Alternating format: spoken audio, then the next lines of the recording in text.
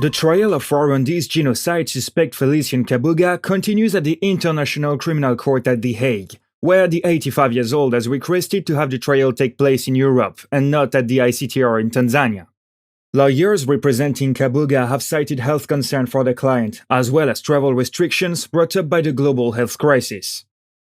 The United Nations War Crimes Prosecutor's Office, which led the manhunt for Mr. Kabuga, has brought new evidence to light concerning Mr. Kabuga's flight from justice and a network of politicians and leaders from East Africa involved in providing sanctuary and resources while he was a fugitive from justice. Among the names mentioned is that of Kenya's current deputy, President William Ruto, who also has a case before the Hague-based Court for Crimes Against Humanity.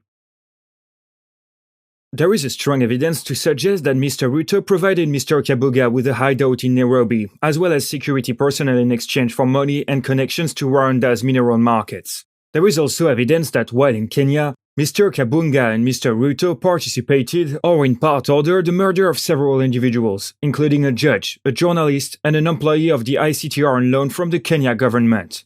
It is expected that the prosecutor will link these murders to Mr. Ruto, who at the time was a government minister in the influential ruling party.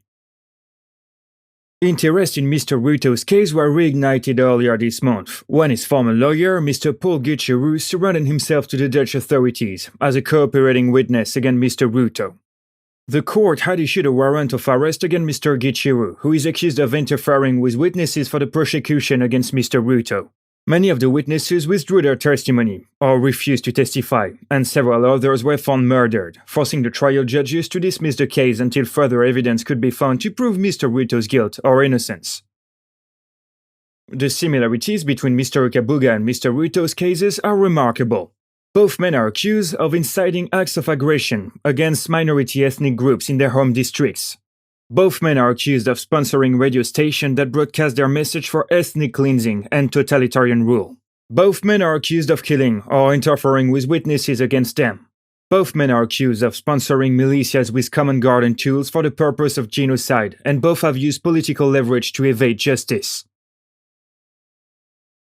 Mr. Ruto is credited with inciting tribal-based violence against the Kikuyu community, leading to the forced eviction of over 300,000 people from his native Rift Valley province following the highly contested 2007 general elections.